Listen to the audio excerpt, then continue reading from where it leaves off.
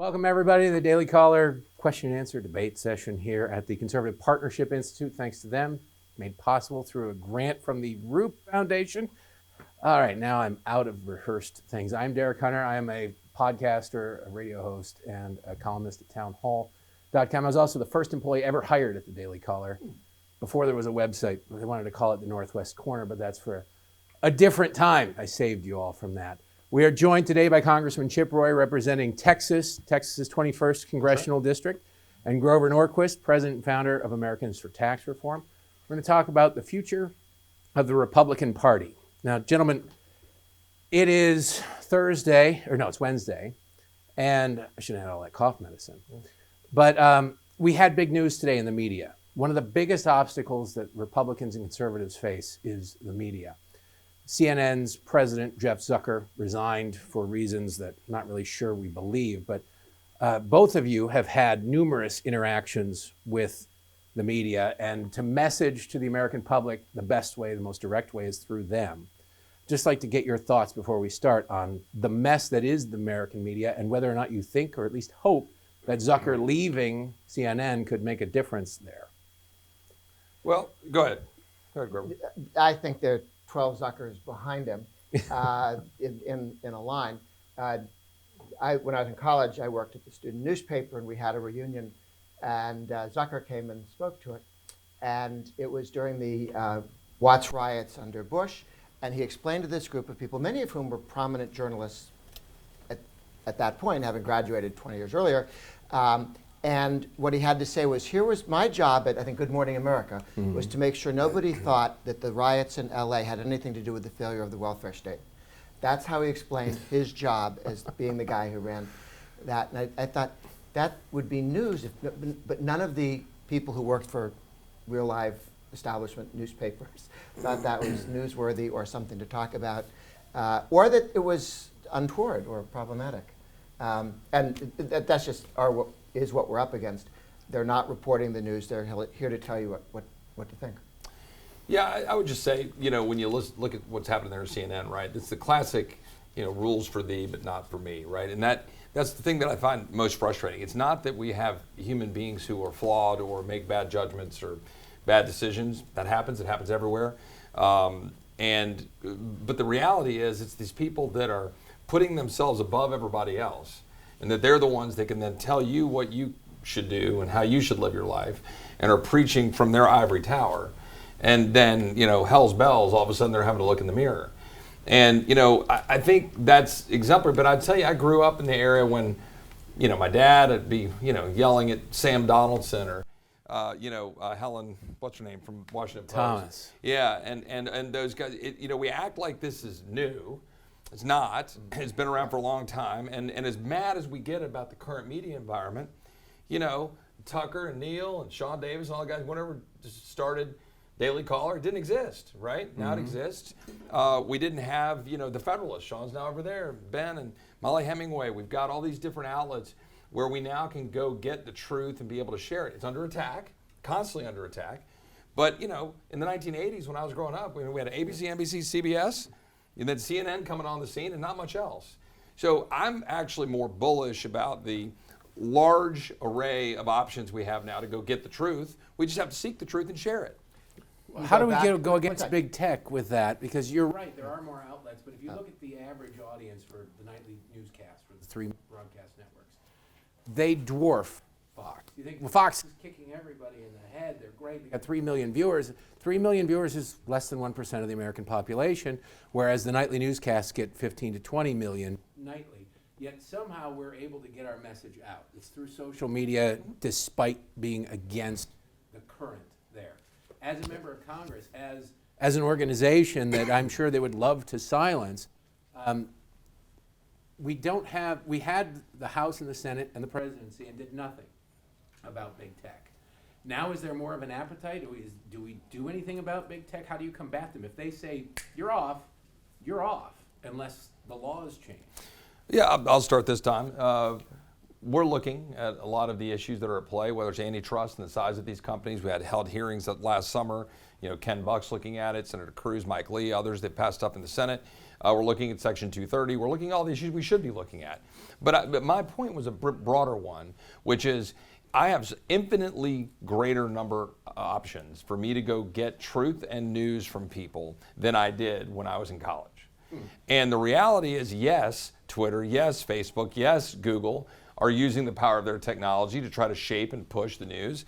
But I remain bullish that we have these options. And to your point, the American people are seeing that, right? They know where to go get the news. Last night I was on Newsmax, done OAN. We've got these other options. I know the relative audience sizes. I get that. But our job is to get the truth out there as a member of Congress, to use those multiple channels, look at the laws of what we can do. But look, I don't love sticking the government. My automatic reaction isn't to have the government jump in. I think we need to look at these things to make sure there's competition, but I think we need to let the media explode. Grover, you've been at this game for a long time. Is it that the options have been broadened, but the percentage of the message, the broadband, is about the same, or is it that conservatives now have more of a lane? When Reagan was president, there were the three networks, and if you flip back and forth, they gave you the same news in the same order.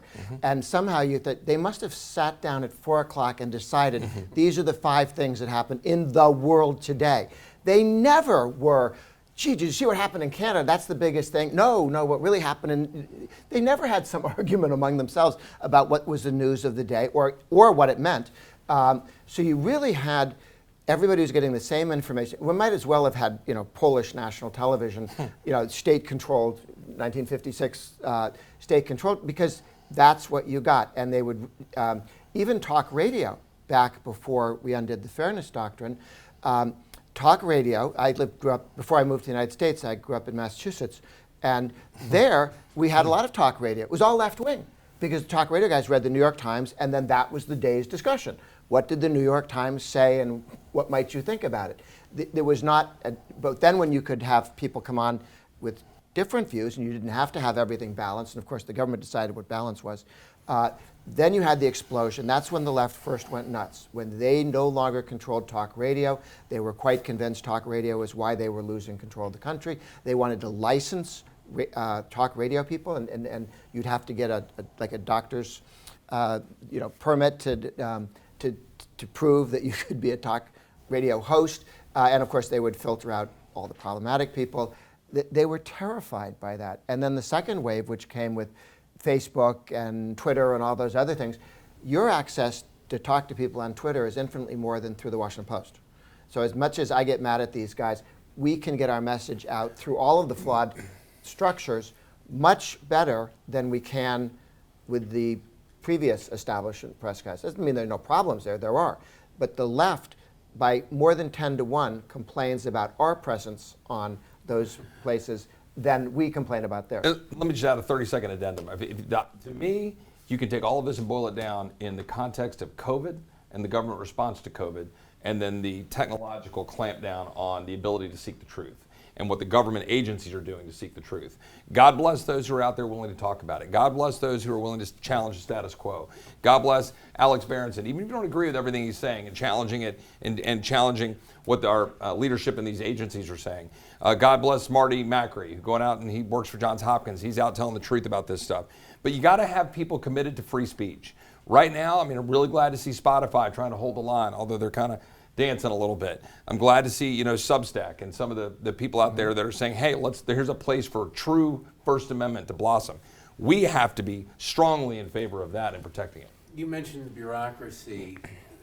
When Republicans had control of government, and even before when Republicans had control I'm sorry, when have Republicans had control of government? Not just under Trump, but under Bush. Control of government means 60 votes, right. 60 friendly votes in the Senate, not That's 60 fine. R's. But even from an executive order position, Grover, when President Trump ordered things to happen, the deep state, the bureaucracy, dragged its feet. Maybe there was a fault the president not doing the follow-through that was necessary, or the people around him doing the follow-through that was necessary. But when the Obama administration came to an end, this sort of got swept under the rug. They took a whole bunch of political appointees and rolled them into the permanent bureaucracy and created they gave these people that were political hacks on the left permanent jobs in the bureaucracy. The Republicans don't do the same thing. I'm not saying that's a good thing. I'd much rather remove the others out there. But what chance does conservatism have when it's not the ship of state, but a lot of the oarsmen are against them? I went first last time. Go ahead. Okay. I passed out to everybody on here just to give some sense of where we are here. This is from 1932 to 1994. All this sea of blue. The bottom half is Democrat control of the Senate. The top half is Democratic. The House is the bottom and the Senate's the top. In 62 years, there were 4 years, 2 under Truman, 2 under Eisenhower, where the Republicans had the House and the Senate. And only during one of them did you have a Republican president, okay? So we had in this country from 1932 to 1994, 62 years, 4 years of minor interruption. When the Democrats looked at this, we had a one-party state in Congress, and you wait till the president goes away. Eisenhower, nice to see you, Eisenhower. We can slow things down. When you go away, we'll be back at moving forward great society. You really did have complete. The PRI in Mexico never had this length of time in power unchallenged that the Democrats had. In '94, that shifted, the big yellow line here. That happened to be the year when the Republican Party, 98% of the people in the Republican Party signed the pledge never to raise taxes and kept it. Not the time that Bush said he wouldn't raise taxes and broke it, but the time when the Republicans collectively said we're never raising taxes. We may invade small countries we can't pronounce, but we are not raising taxes. Since then, the Republicans have held the House and Senate more than half the time. House and Senate more than half the time before 1 out of 15 years. So this shift here, one of the questions is, how are we doing compared to what? Okay, we are infinitely better off than we were for 62 years. That we passed $30 trillion in debt. If Republicans controlled the House and Senate for more than half the time since 1994. Okay. What do you point as people and say, this is what we can hang our flag on, rather than it could be worse? I think this is the only argument that I ever hear is it could be worse. No, 2 things. Half the federal government, half of the spending of the federal government. The federal government takes about 20% of GDP, and 10% of that, 10% of the economy, half of the federal budget, was created in two-year periods. The first 2 years of the New Deal and the first 2 years of the Great Society. And then those grew, and those, because they were entitlements, you could have, unless you had 60 Republican votes to undo something, and a majority of the House and a president, you didn't undo those, and they just kept growing. And then you could fiddle around on the edge on the kind of spending that's not quote unquote mandatory. It takes an awful lot to. I mean, they didn't pass this in 32 and then 64 to 66. I'm sorry, it's 34 to 36 was the big jump.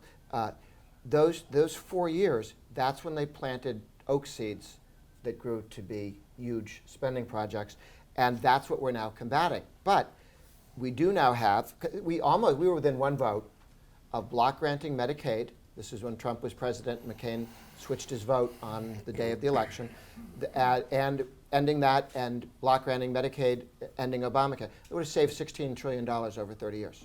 Okay, just by doing this to spending, not cutting something in half, but just doing this. And that's why, at the end of the day, turning the ship around, you need to block grant all the welfare programs, which the House has voted on 4 times. Congressman Roy, isn't it to the point where 1% increase in the interest rates really screws us over? It's not turning to avoid the iceberg. We've hit it. What do we do? Is there an up there, you know these people, is there an appetite if Republicans take over to really seriously address this? There's a lot of words. Right. They're A very lot of good, not in words power. I believe. about I love Republicans not dealing in with power. It's spending. when they're in power that they don't do anything. But unfortunately, and I'm going to say this because I don't want it to sound like I'm saying Grover was saying this. I don't think he was. A lot of my colleagues hide behind mandatory spending and hide behind entitlements, Medicare. So I hate the word entitlements, but Medicare, Social Security, to say, well, that's the only way we can clamp down on spending. Well, as a mathematical reality, it is true that that is the primary driver of our $30 trillion of debt and where we're headed. Absolutely true.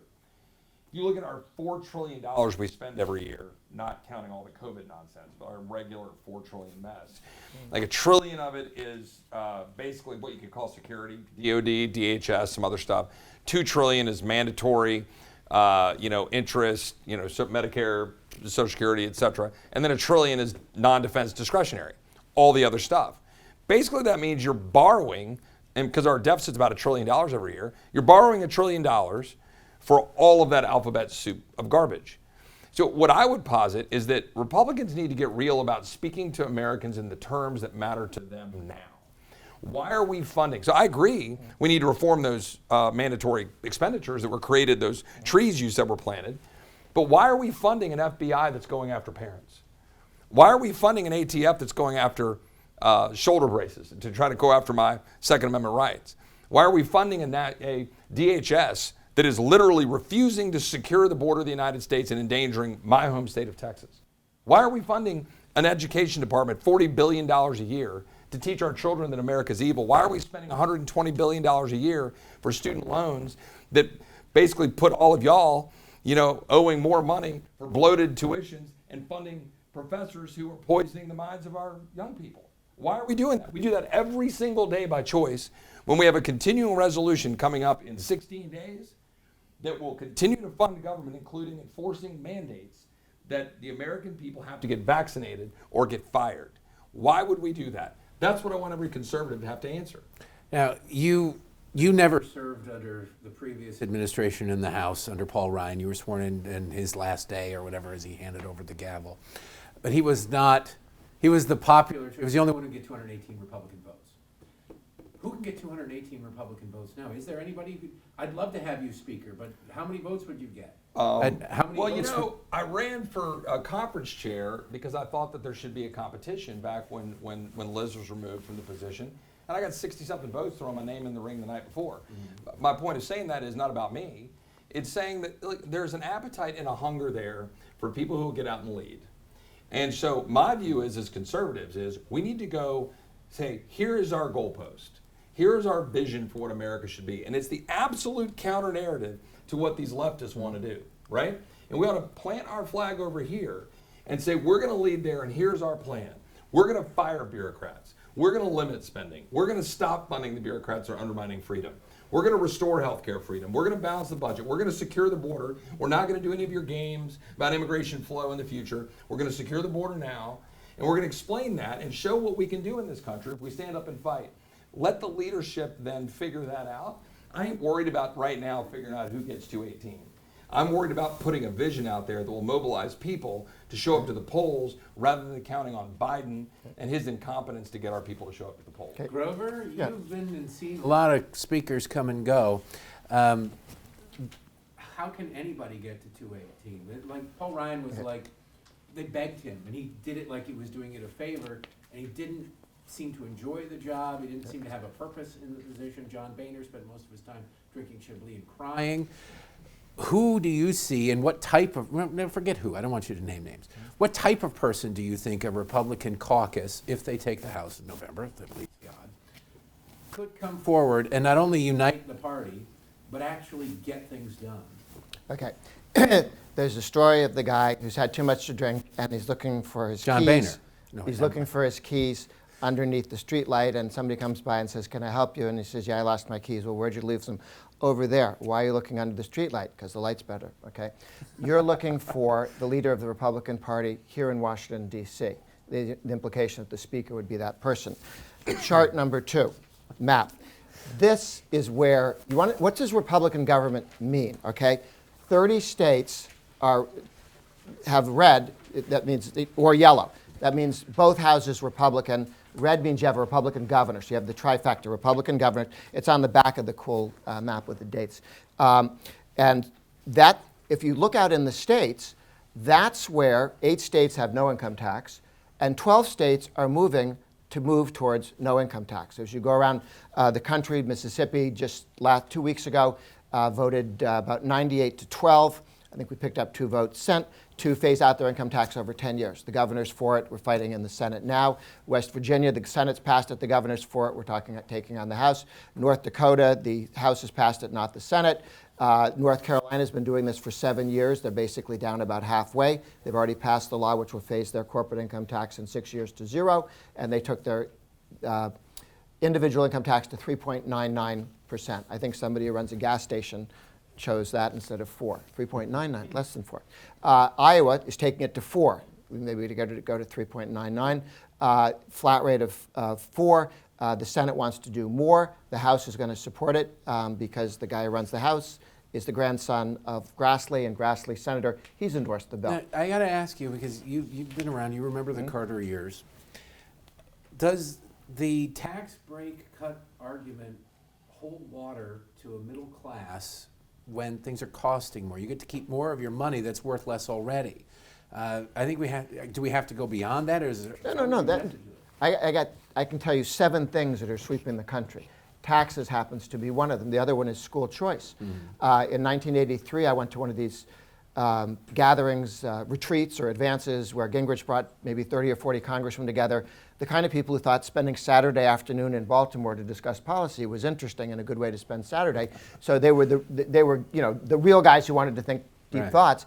And you were supposed to, and groups would come up with gold standard, single rate tax, and somebody said school choice, vouchers.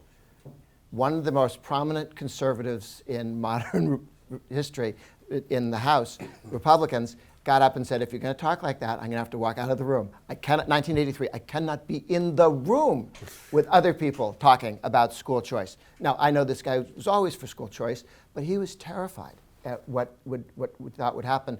And we're now in New Hampshire, which doesn't even have charter schools. This is how recent they are to the game of school choice. They said the $4,500 that New Hampshire sends to every school near your child, and they wave the $4,500 past you as it goes to the school to quote unquote educate your child. That $4,500 now goes to the parent to homeschool, private school, parochial school, religious school, you choose. It's yours to go anywhere. Now they do limit that. You have to make less than $80,000 a year. But Oklahoma's doing it for everybody. And that's their next project. We're seeing school choice, the thing that used to be scare people to death to talk about in this town, moving across state lines, state by state, in red states, not blue states, but in red states. So when we're talking about the health of the modern Republican Party, states don't have the accumulated buildup of all the structures. I mean, the Democrats are evil. They're not stupid, okay? So when they built up this state, they have all these protections not to have things undone, which is why it's so difficult to undo some of this stuff. And it's structured that way on purpose. But at the state level, we have something that the Democrats can't use, which is called federalism. When they have a stupid idea, they can't do it in Vermont and have anybody else follow it because it doesn't work in Vermont. They did that with single payer. They passed it in Vermont. They repealed it. When Dukakis was running against Bush back in 1988, Massachusetts passed not single payer, but Obamacare in effect. And then he said, see what I passed? Now, it hadn't been implemented, and as soon as he lost to Bush, they repealed it because it was such a bad idea, it was going to look bad. So they know they can't take a bad idea, do it in one state, and say, look at this. We can take good ideas, do them in 1, 2, 3 states. Where did welfare reform nationally come from? Wisconsin and a handful of states that did it and showed that that worked. Congressman Roy, what's the biggest disconnect you find between what Texans in your district care about and what the political class, your colleagues, obsess about and talk about here in DC? Either party. You don't have to name the party, but just the obsessions versus reality. Yeah, I mean, it's almost hard to answer that right now because we've been in this like 2-year vortex of COVID mandates and COVID fear and COVID panic. So what are we even talking about up here? I mean, it's absolute lunacy. I mean, that's what we're talking about because it's being driven by Nancy Pelosi, Joe Biden, and the radical left. That's why you're just seeing this kind of status quo, which is a conservative.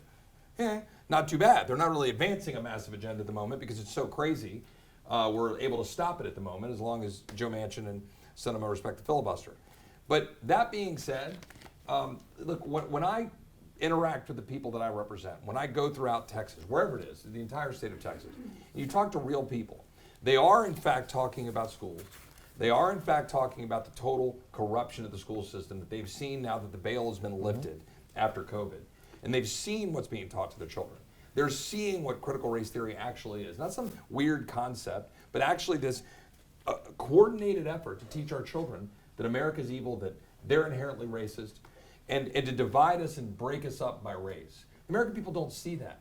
They don't see they don't want to talk about it as we're seeing the administration currently doing, saying, we must appoint a black female Supreme Court justice, right? They want to be able to say, well, let's pick the best justice. And if that's a black female, awesome. Because where were you, Joe Biden, when you were blocking Janice Rogers Brown 18 years ago? Where were you when you were jamming up Miguel Estrada 18 years ago and destroying his career? Don't sell me your, oh, look at me, I'm the compassionate guy that likes brown people. You're full of crap. You're lying and you're race baiting and you're trying to divide our country by race. That's what I think the American people are tired of. Go to Webb County, Texas, Laredo. Talk to brown people on the border who are the people who run that county, who are sick and tired of broken borders, their communities getting overrun, and fentanyl pouring into their schools.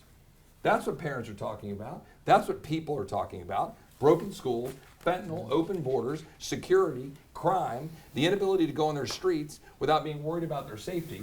And up here, we talk about this alphabet soup of stupid and complete bureaucracy filled with lifelong bureaucrats that we can't fire. President Trump tried to fire. We can't fire him. You want to put something in the top of a Republican agenda? Do away with all this civil service nonsense and allow people to come in here and fire all of these bureaucrats, clean house, and return power to the people in the states. Grover, I think you could get on board with that. Well, there's actually the law that allowed, civil service is bad. What's worse is the unionization on top of it, at the federal and at the state level, because that's why you saw people at the Veterans Administration who made mistakes that caused people to be badly damaged and die, fired under civil service rules and then rehired under the union. But they said, oh, no, you got to go through us. When Carter signed the bill to allow the unionization of federal workers, which up until 1978, 79 wasn't allowed, there was a caveat in there, or part of the law said, not the Army, not the armed forces, not the CIA, not the FBI, or anything any agency the president says is important to national security, and unionization would be a problem. Okay? So lots of new things that get started up have that put in, and every president, including Obama, has said this group can't be unionized. We could go to the VA and de-unionize it because our national security, and this is only the president's signature. Okay, president says, I say, because we can't tell people go to the Army, join the Army, and when you need a hospital, the union has rules that may kill you. The same thing with TSA challenges, that interferes with security, and the 700,000 civilian employees at the Pentagon, who, if you talk to anybody who's ever run the Pentagon, will tell you that those union rules keep them from actually defending the country and being able to do things competently among civilian workers in the Pentagon. So we can begin to do this. All you need is a president who understands that. Having talked to all the previous heads of the Defense Department, they didn't know the law. But Dev Zakheim, more recently former comptroller, wrote something up for them that explains that to people. That's the kind of thing that we can do, and that's a presidential decision. That's a presidential decision. If I were just going to add one thing to it, if I'd say, because Grover and I agree on low tax rates, low tax policy, create economic growth. I'm a child of the 80s. But I would say this, when I see the taxes I have to pay every year, whether it's the withholdings on my federal income tax or whether it's the $10,000 check you got to write for property taxes in Texas. Texas needs property tax reform, by the way. You can brag about not having income tax, but then you're absolutely crushing people Grover, with get on property tax. But in any event, you can that bothers me, right? It's a big check. Yeah. But what bothers me is what I get out of it, right? I'm having to worry about taking my kids into Austin because it is now a dangerous place. I can't send my kids to the public school that I'm funding because they can't pray, they're being taught America's evil, and they're getting absolutely indoctrinated about nonsense, about the social woke, social justice, climate change, all the stuff they're trying to shove into our kids' brains instead of loving America and reading, writing, and arithmetic and an actual faith. So it drives me nuts. So yeah, I want to see lower taxes, but I actually just want to actually see government do what it's supposed to do and not get in the way of what the American people There want. are a lot of things, a lot of opportunities out there for Republicans. Do you have faith in the Republican Party to be able to message consistently on that? Like Chesa Boudin out in San Francisco, these DAs who are basically this is nice, you passed a law, I'm not going to enforce it. Mm-hmm. And the people who pass the law in the cities don't even care. If the voters in Philadelphia reelect, I can't remember that guy's name, but reelect that guy just this past year, who has overseen the disintegration of civil society up there, and proudly, that was his plan. If they reelect him, what chance do Republicans have to message against that?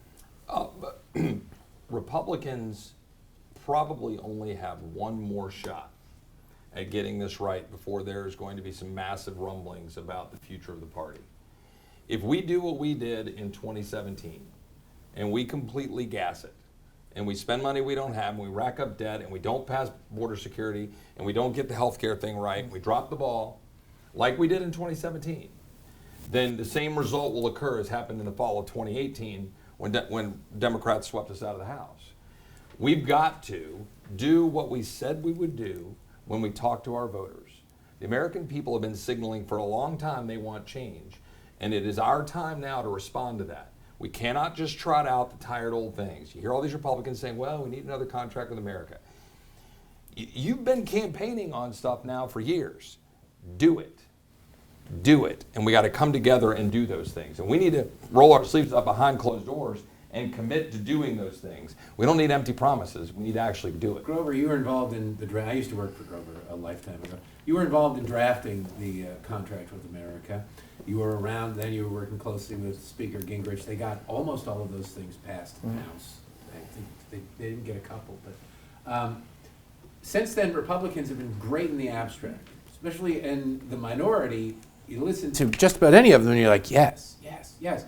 And then when they are in the majority, you go, what happened to that guy? What happened to that girl? What happened to that vote? Where is that piece of legislation? In response to, in addition to what Congressman Roy just said, do you think that we're getting not much apple left? We're going to be getting only one or two more bites at the apple before we see a major realignment of the American public, that the public creates almost a third party or something? Because the Democrats are sort of going through the same thing for different reasons. Okay.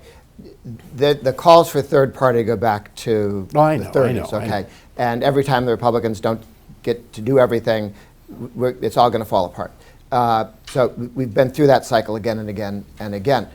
Several things have changed. One, when Reagan came in, he was one of the few Reaganites here in Washington, D.C. You could count maybe 2 senators who agreed with Ronald Reagan's vision of America. The fact that he was able to whip Bob Dole's Senate to get significant tax cuts and to get the deregulation and so on that did get done. Much didn't, because that Democrats had the House under Tip O'Neill, who's completely the other team. So he was able to take certain steps forward, and the modern Republican Party, meaning elected officials, but also average citizens, shifted. And I would argue we are so much better off than where we were when the Republican Party was people born north of the Mason-Dixon line. And that's all you knew about them, right? And we had Javits as a Republican and Brooke as a Republican, and you had people who were very, very far to the left who were the Republican Party in Congress, Senate, and as voters, and you saw that sort out. And the base of the modern Republican Party is a lot easier, meaning the voters, is a lot easier to work with. It's a collection of groups and structures that on their their voting issue, not all issues, but their vote moving issue, they want to be left alone. Think of the Second Amendment, okay? NRA's nice, that's 4 million members. There are 21.5 million people with a concealed carry permit. There are 21 states, 44 states have shall issue. You go in, give me the permit. I'm 21, I'm not a crook, give me the permit. 21.5 million Americans have those permits. 21 states have constitutional carry. You don't even need a permit. We thought that was going to drop the number of permits. It hasn't, went up 1.5 million last year. So there are about a bunch of people fully carrying, but they don't have permits. Go around, homeschoolers, 2-3 million homeschooling kids, maybe twice that now. It's tough to tell the numbers, people, but it's 2 or 3 million homeschoolers. 40 years ago, except in 2 states, homeschooling was a go-to-jail crime. It was truancy. Your parents kept you home and taught you, oh yeah? Can't go to jail. People went to prison for that. It's now legal in all 57 states, according to Obama. And add to that the 3 million people in charter schools. So we're building a constituency. Every time we open it up, half the country, half of workers have a 401k or an IRA. Okay? They're in the stock market. 1960 was 10% of the population that could care what the stock market was. Now it's more than that are affected by it. But half of the country looks at this thing every month and goes, "That's my money. Up, down, up, down. It matters. Capital gains tax matters. A lot of these things matter that didn't matter before." So with the expansion of 529s and savings for education and efforts that were made, Cruz almost got it for homeschoolers, lost by a vote. But we did expand it to K through 12 private schools, and we need to do it for distance learning. Every time you expand liberty and you give people a stake in it, you make it infinitely more difficult for the other team to take it away. So they're losing on the gun issue in a way that they never thought they would, because the sheer numbers of people with concealed carry. Hunters are nice, they're fine. They go out every couple of weeks in the fall and irritate Bambi's relatives. But that's not the backbone of the Second Amendment community. It is people with concealed carry, shall issue, constitutional carry, and so on. You go down through the list. People, self-employed people. 9% of the population in the last year had a gig economy job, an independent contractor job, one of those side hustles, something that they did on the side. Democrats want to shut that down. Democrats want to shut that down. 11 million small businessmen, depending on how you want to count them. The Democrats loved COVID as a way to crush small businessmen. Small business people, people who have hustle on the side and do different things that they started, they don't have a boss. They don't have a boss. You can't make them pay union dues. You can't tell them what to do. These are people that are lost to the modern Democratic Party and available to the Republicans as long as we're constantly increasing their opportunities to have this sort of freedom. So the whole religious liberty issue is much better off. I mean, we've got Southern Baptists talking about the religious liberty of Mormons, which is a new twist. People used to shoot at them. So building a center-right coalition where, that's why they're in Utah and not in upstate New York or Missouri. I thought that was a bad joke when somebody told me that the governor of Missouri had done the shoot-on-sight thing for Mormons, okay? So I finally said, anyway, you Google it, you can go find the executive order. They sent the National Guard out against the Mormons to push them out, and another unit from the top behind them to try and not let them get out before they caught them. They did get out in time. But we now have a ecumenical center-right where all the various communities of faith work together for religious liberty, and the left hates all of us on that one. They hate everybody. It's a huge step forward. And look, I agree with that completely. And you go all the way back to Buckley, you go back to Goldwater, you go back to the Reagan era, and you go back to all of that built the creation of the Federalist Society, all of our investment in these things, the pro-life community in the wake of Roe. In those issues, and the gun rights in particular, right? In issue areas where we've invested very specifically and fought those issues to win minds and hearts, we're being very successful. Those are a good outline of those issues. Where we're getting absolutely decimated is in the extent to which government is funding corporate cronyism at the expense of liberty and the expense of small businesses and the expense of the backbone of our country when 100,000 businesses get closed and Amazon is making record profits. Now, I'm not bemoaning a company making record profits, but when I have the Amazon person in my district show up to a local Chamber of Commerce meeting and we're talking about job creation and how businesses are getting slammed during the virus, and she says, well, what is the government going to do about child care? I'm like, I don't know. How about one of those freaking dollars you've got in Amazon just growing on trees? Why don't you take care of child care, right? We've got a massive problem in this country. In the wake of Obamacare, where now well over 50% of the revenues going to all of these insurance companies is government dollars. Humana, it's like 89%, right? I mean, go look at where the dollars are going to all of these insurance companies. It's coming through government printing of money and corporate cronyism. We are funding that. You want to know why we're battling this nonsense with the vaccines? Pfizer and money, right? Let's be honest. I'm alive here today because a pharmaceutical company developed a drug called brentuximab to target cancer cells when I had Hodgkin's lymphoma. I'm for it. I got excoriated in the oversight committee because I dared to defend profit making when pursuing life-saving drugs. I'm for it. I am not for corporate cronyism and the use of government power to enrich the few at the expense of the backbone. Aren't you describing the entire green agenda? Subsidize it? I am. The purchase of it, the my manufacture? point is that Republicans better look in the mirror because we are also a part of this system when my Republican colleagues go crawl in the corner saying, oh my God, they're going to criticize me about pre-existing conditions, and we don't fight for actual health care freedom. We don't fight to break the back of big health care. We don't continue to subsidize all of those student loans for $120 billion a year to get all of these folks on the hook to then owe $180,000 so they went to the University of Virginia, my alma mater, where currently 4% of students, according to a study, 4% are willing to challenge what their professors say and aren't scared of having retribution if they dare speak out. Mr. Jefferson's University, but we're funding that garbage. And if Republicans don't get right on these issues, that's where I think we're going to get decimated, including, by the way, border security and all the other stuff. And getting right, one thing that the Biden administration seems to have adopted is they kind of have to passively admit that their agenda is a pretty big failure. The implementation of it, all of it, has been wildly disastrous to the economy. But he came up with a pretty good question. What are Republicans for?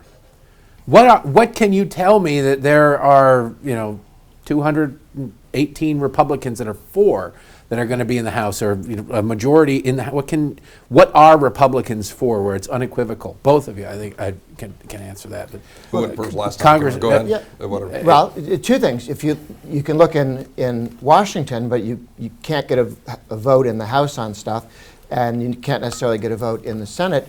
You can have people give speeches, and they can write legislation and get co-sponsors. But out in the 50 states, you can say, what are they for? In the red states, they are cutting taxes. They are busy making it easier for people who have occupational licenses to move from state to state. We went from 8 states now, say, if you're a doctor in that state, you're a doctor here, or a nurse, or a hairdryer, or whatever the various things that they require occupational licensing for. Going after those guilds that date back to the 1200s, okay? It's not easy taking away people who've created self-privileges for them and taking them and ending them or reducing the value of those. And that's moved very, very quickly in the last 2 years. A lot of the laws on liquor that came out because of in Texas, you couldn't deliver both food to a grocery store and alcohol for some weird reason, with truck drivers getting drunk and obese sitting there on their way to their work, or what? I don't know, but they changed that. Do you think that some of these changes are permanent? Because ATR compiled a list of the waivers that were granted in the midst of the emergency. A lot of them are sticking, particularly on telemedicine and moving people and your occupational license from state to state, and a bunch of the lighter liquor laws. When we got rid of prohibition, we made a mistake and let the states, basically got rid of the Commerce Clause for liquor. So that's why you have state-run, like Hungary, 1973, the liquor stores in Virginia and Pennsylvania, they're run by the government. What? In America? Yes. And of course, now those people who work there, some of them are related to guys in the state legislature. So it's extremely hard for the state legislature to sell off those stores and unemploy all their deadbeat relatives. So when Congressman's point, when you create a government dependency, you create a Democrat voter. You create somebody that to fix their problem, you've got to discomfort them, and they could, wait a minute, I like this job, it's a dead-end job, but it's got a pension and it lasts forever, and I don't want to look for something else. We create Democratic precinct workers every time we spend money, get taxpayer money, with a few jobs where people look in the mirror and go, if people knew what I was doing and what I get paid, they'd thank me instead of being unhappy about my pension. And so, one, stop creating more of those challenges. All that lovely spending creates Democratic precinct workers, and it needs to be phased down. But then how do you do it in a way that does it over time, so you not fire 100,000 people tomorrow and then have them all take over the Capitol, but do it so that it does happen, okay? And we've had a lot of success at the state level. I think the federal government should look at the state level. As conservatives, as center-right activists, we need to focus also on cities. We have nothing that gets good mayors in touch with each other to share successes in the way that we do with state legislators and governors and treasurers and things at the state level. ALEC for mayors? We need ALEC for mayors, where you would get people together and say, we had a couple of star mayors on our team, but they never went outside of their cities to share with other people what worked. What does the Republican Party stand for that will sell? Yeah, this is obviously one of those things Republicans are wrestling with how to frame. Mm-hmm. But, when rubber meets the road, I have to go campaign, right? So what do I do when I go to Texas and I talk? My point is that I'm for them. That's what I'm for. I'm for empowering them. I'm for empowering them as parents to take care of their kids. I'm for making sure that they live in a secure community. I'm for safety and cops. I'm not for wide open borders and for cartels. I'm not for opioids flowing into the school systems. I'm for a strong military sparingly used. I want to have overwhelming military might that can destroy anybody in the world in the blink of an eye, but I don't want to use it very often. I want to make sure that my kids can grow up in a country where we love this country, where you believe again, right? I want to watch Miracle and make that be relevant in 2022 and not 1980. I want to beat the living hell out of China. I want to kick those commie bastards in the ass like we kicked the Russians in the ass. And I want to do that by having a massively expanded Western Hemisphere strong economy without China taking over all the operations in South America and Central America, but we stand up for the rule of law. Why aren't we exporting the rule of law instead of importing criminal activity and opioids through cartels? Tell me that. Why aren't we exporting the rule of law throughout the Western Hemisphere through strong activity so that we're kicking China's butt instead of letting China kick ours? These are all the things the American people want that I talk to, except for a handful cadre of leftists who sit around race baiting and talking about soji crap that only matters to about 5% of Americans. And we ought to actually speak to the vast majority of Americans who believe in freedom, healthcare freedom, energy freedom, education freedom, the freedom to choose for their family and not be told what to do by bureaucrats in Washington. Let's talk about the identity politics aspect of the Democratic Party. They get 90% of the black vote. The Hispanic vote is breaking toward Republicans, and I hope you guys don't screw it up. If anybody can, Republicans can snatch defeat from the jaws of victory with the best of them. But how do you guys combat that? I mean, it's Democrats go, oh, the Republicans are the party of white guys, and Republicans say, look at Tim Scott, they got one black, you got two. Like we've all got a long way to go. Don't we have a long way to go still? And don't we have a situation where shouldn't we be to the point where it doesn't matter? We seem to have digressed, where the Democrats of old were for segregation, created Jim Crow, they were the party of slavery, and they changed their tactics, not their objective, not their goals, not what they're doing. If you talk about this to a Democrat, they just say, well, the Southern strategy, Republican, Nixon, race, blah, blah, blah. And they say, well, yeah, okay, that's 68, 72. Republicans didn't have anything in the South until 1994. Bill Clinton was what gave Republicans the South by being so horrible those first 2 years. We are up against so much ignorance on this issue that it almost seems insurmountable. But someone like Rand Paul going to Howard University and giving a speech is certainly a first step.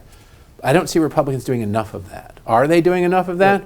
We can't do enough of it, but I think what the helpful thing is, if you listen to the left's rhetoric, it's not actually Republicans don't like, I'm sorry, it's not you shouldn't like the Republicans, it's Republicans hate you. Mm-hmm. And so they define it as Republicans hate you. Well, all you do is show up, be pleasant, and you've just taken away their central argument, okay? Now, you add to it, by the way, we'd like you to decide where your kid goes to school, and the city spends $20,000 along with the state for your kid's education in a place like New Jersey. I'd like you to have the $20,000, not some bureaucrat. And you've got and by the way, we don't spit at your religion. And you're off to the races, which is why Hispanics were always going to break up the way Italian American. I mean, we've been through this before. I mean, Italian Americans and Irish Americans were, joined at the hip with the Democratic Party, partly because the Republicans didn't go visit and ask for their votes as soon as they could have. I think we won the majority of the Catholic vote in '94 congressionally, and have continued to do some since. What were we waiting for? Except. There were some people on our team who were not terribly, we passed the Blaine amendments in several dozen states, banning, putting in the Constitution, you can't have state money taken by the government go to private schools that are religious, meaning Catholic schools at the time. They were explicitly pointed out, passed that way. We're past that, and now the Democrats like the Blaine amendments because they don't like private schools, and Republicans realize it can be used against any religion. So I think we do a lot better job reaching out than had been done in the first. But again, show up and talk to people, and then just walk through what you're for. You've seen all the polls.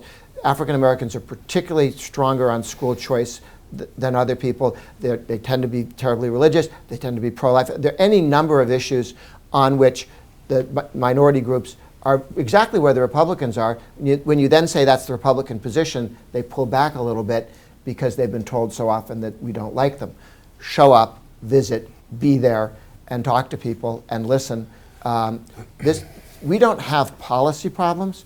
When Our policies work. We have Yeah, I mean, they're not cities scared across the of our country that are policies. cesspools of liberal progressive they're told policies. to be scared of us. Congressman? Yeah, I'll only add, I agree, show up. That was part of Senator Cruz and I went to the Valley, spent a long trip going down to Laredo, talking to folks. Look, Zapata County went for Republican president for the first time in a century, okay? Last year, when I drove through Zapata last September, there was 2 flags that I saw flying right in the main square such it is, about as big as this room, the whole town. But you go through it, there was a I'll just say "Let's Go Brandon" flag, although it was more explicit than that. And there was a great big Trump flag. This is Zapata County on the Rio Grande, okay? This is real. And it's real because there's no difference. People want security. People want sanity. People want their kids to grow up in a good school. They want to love their country. They want to have prosperity. Speak on those terms. But I'll add one thing to this, and I went into it earlier when I was whacking the Democrats for their race baiting. They're going down to the border and saying, you whipped migrants. It was a lie. It was a lie. We can't let them get away with that. We have to look at the camera and we have to call them out. Jen Psaki is a liar. And say it that way. The President of the United States is a liar. He lied about Border Patrol agents, and he did it for a specific purpose, to divide us by race. Mm-hmm. The best way to stop dividing us by race is to stop dividing us by race. That is what we should do, and we should call them out for it. Don't let them get away with Miguel Estrada. I don't care if it was 18 years ago. I saw it. The memo said Hispanic conservative. We can't have that, the Democrats said. Make Dick Durbin answer that. Make Joe Biden, who was on the Senate Judiciary Committee, answer that, right? Force it down their throat, right? We should go on offense more. They're the party of racism. They're the racist party that wants to divide our country. Perfect place to end the discussion. I would say that the future of the Republican Party is looking good. We open it now to some questions. If you have anything you want to ask either one of these two gentlemen, there is the microphone. Just wait for it, and it'll come to you. Congressman Roy, thank you for being here. Yeah. Grover, thank you for being here. Derek, thank you for moderating. Appreciate that. Henry Rogers here with Daily Caller. I was just in a meeting with you, Congressman Roy, last week, led by Leader McCarthy, where you were talking to real people about the border crisis and having conference, Zoom calls and stuff. Yep. With people who were really affected by this. Yep. What you just laid out with my conversations with McCarthy in his office seems to be on the same message. Mm-hmm. Would you support Speaker McCarthy as of right now for if Republicans were to take back the House?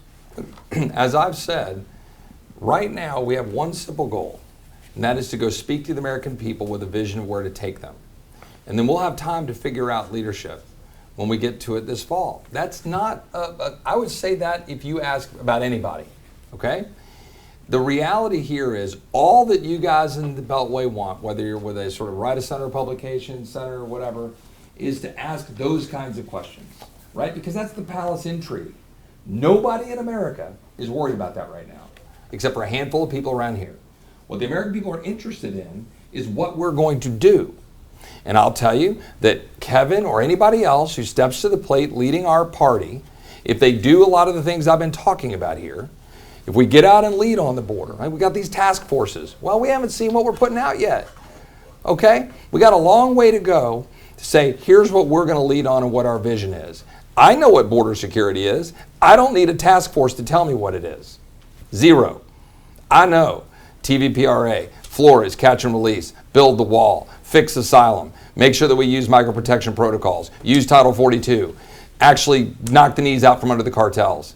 I could secure the border in weeks, like literally weeks. We could have a fully secure border. But you got to be willing to go do it and go say that that's what you need to do and go fight for it. So I want to see that, right? But let's go tell the American people that's what we're going to go do and then do it. Just to follow up on that point, again, what your messaging is and what McCarthy's messaging is, it seems to be identical at this point. And I understand what you're saying. He's the leader right now of the party. You guys are the minority, but you're not ready to fully support McCarthy as Speaker at this point in time. Again, palace intrigue questions that if you go walk around Texas, No one's going to know what you're talking about. Okay? What they're going to ask is, will you secure the border? Will you stop opioids coming into my schools? Will you empower parents? Will you give me healthcare freedom? So I don't have to go to an insurance bureaucrat or a government bureaucrat, but I can go to my doctor for healthcare. So I don't have to have a mandatory vaccine. Are you going to get us out of these quagmires around the world and make sure that we have a strong military instead of being embedded in all of these turmoils around the world? I would caution anybody against spiking the football on the 5-yard line. Don't count the majority until it's had. But Grover, True. 94, there wasn't this. And that's part of my point. There wasn't this palace intrigue. It was Newt, right?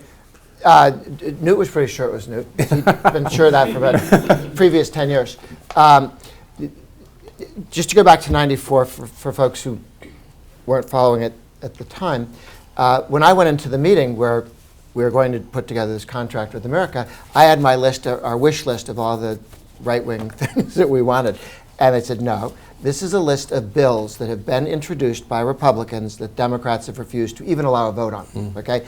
So what was interesting was the level of credibility. These were actual pieces of legislation. These were not slogans. Now, they addressed the kind of issues you're talking about. But there's 20 pages flashing out, tough on crime. Well, what does that mean? Well, here's what it means.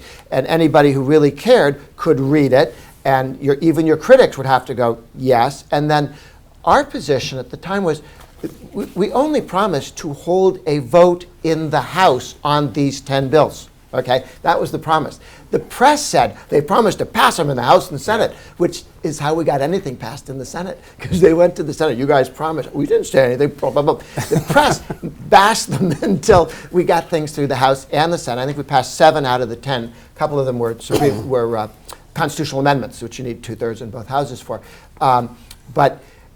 So I think it's a question of the credibility of if it's 10 things or 5 things or whatever, a slogan is problematic unless it's completely believable. And I do like the idea of a piece of legislation that has actually been vetted and has gone through, the guys on the House and Senate side who, okay, so that it's there and that you know what it means. Then then you can explain what it is, what it means to be tough on crime, what it means to be serious about the border, what it means to be pro-life, and what kind of taxes you're talking about cutting and so on. What do you mean by protecting people who are independent contractors, work in the gig economy? So I think it pays to flesh them out. I like the idea of 10 bills that the left wouldn't let you vote on. I thought that worked well. Not the same 10 as before, but what are the ones that matter today? Something along those lines that gives you a credible thing other than a sentence. Yeah, let me just add one thing. I don't want to go to other questions. I would just say, look, we're still waiting to see what the task force people are going to create and push forward. But the difference between Good Lat 1 and Good Lat 2 in the summer of 2018 was all the difference. So what's it going to be? We still have to figure that out. That's my point. Like, we have to go out there, if you talk about a list of agenda items, if it's going to be Good Lat 2, If it's going to be Good Lat 1, I still might have some problems. But at least we're cooking with peanut oil, right? Let's have a conversation. But I'll just say, I love giving credit where credit is due. Kevin McCarthy joined with me to fight the unconstitutional proxy rules. It's unconstitutional. We shouldn't do it. It's destroying the House. He helped lead that effort, and we got it. Now, obviously, we were denied cert. I hate that, but we'll keep fighting it. And right now, we're talking about ending those rules. Good for Kevin, right? You're getting ahead of the things. Right now, let's just go fight. One of the things that you can talk about legislatively, let's take the Trump tax cuts and make them permanent. Okay, that's something that all the R's voted for before. It's something all the D's voted against. They have to answer for that. These are deeply popular tax reductions that were done. So some of the things would be something we did before the other team undid, maybe the deregulatory stuff, and continuing it.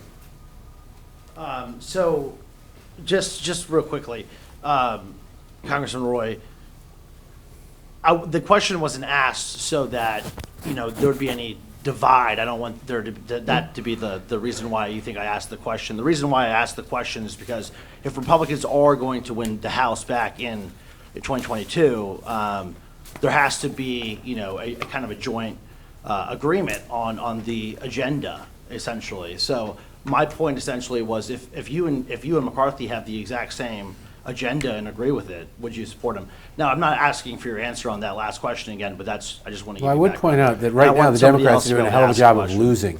before Republicans give anything to vote for. Yeah. Democrats have given plenty to vote against. So there is a possibility that sometimes you do win by not being them. But you also have to fight for the people, okay? And it's a different environment to some degree. And what our Grover said it as a positive, and it is about we've got a more active and educated base that are in tune with what we're doing on a lot of issues, running the gamut of issues. But for example, it is my opinion we should be fighting right now to not fund the vaccine mandates. We have a CR in 16 days. Right now we have about 50 members of the Senate or the House Republican conferences that are on board with a letter saying that they will pledge not to vote to fund the enforcement of those vaccine mandates. Let's go fight. Let's go show the American people that we're not going to wait for another year of disaster to fight for them just so we can get power. I get tired of take back the House and take back the Senate. I want to take back America. It's a good enough thing to end on. If you guys both want to take a couple minutes and just 1-2 minutes each in the future of the Republican Party, and maybe, since we're filming this, a prediction for November. And I'm going to hold you to it. We're going to bet at that. No, I'm just kidding about the last part. But I just want to have you on record to see where we are. I realize it's a snapshot in time for now, and it doesn't mean anything even a week from now. But curious to know where you guys think we are now. I'll do the prediction first. I think the sweep at the state level, state legislative and governors and statewide offices will be bigger than the one in the House and the Senate. There you've actually had the fights over things like the vaccine, the fights over shutdowns, and so a lot of Democratic governors who thought it would be popular to shut down people's businesses and so on have found that not to be the case. So I would look for not just how does the House and Senate do, but the state legislature. 2010 and 2014 were years of sweeps at the state level as well as doing well in the House and the Senate. And I think just in general, the interesting ideas that are coming out of state legislatures, governors, and that in various states are being implemented and working, that's where the federal laws of the future are coming from when people see school choice working and thriving, when they see the Second Amendment being respected with concealed carry and others, and people getting safer because of that rather than what the left says happened.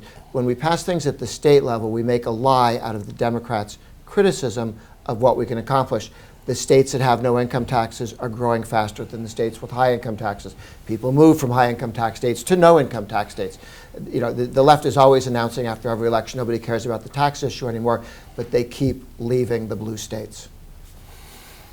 I don't believe in getting in the predicting business. Oh, it's a cop-out. And it's not a cop-out because it really isn't. I actually feel pretty strongly about this.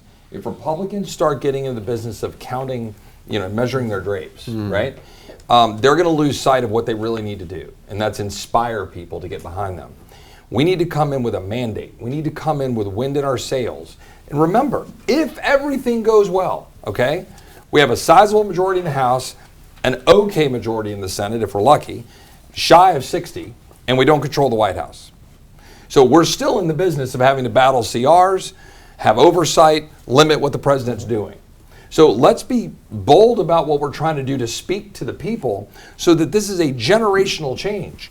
Grover put up the chart of 1930X to 1994, right? Of all that control where Democrats are running the show, destroying our country through their progressive ideas. And we've got to get a run right now with the wind behind us and the American people behind us to restore the American dream and take back this country for our kids and our grandkids. And I believe we can do that. I believe the opportunity is ripe as it's ever been at this moment for us to go win minds and hearts of the American people. But you got to speak to them about what matters to them.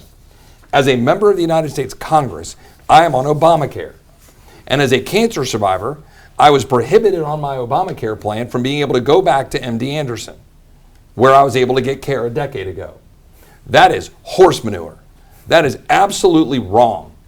Go speak to the American people about, oh, you have coverage? Can you afford your care? Can you go to the doctor of your choice? Can you go get the care that you want? No. Let's fix that, and let's talk to them on their level instead of running from the issues. If the Republican Party will do that, and if they will speak and do what they said they would do, then we will win. Please join me in thanking Congressman Chip Roy, Grover Norquist, the Daily Caller News Foundation. Thanks for coming out. There's Chick-fil-A. Grab them as they get out. Thanks, Roy. Good to see you.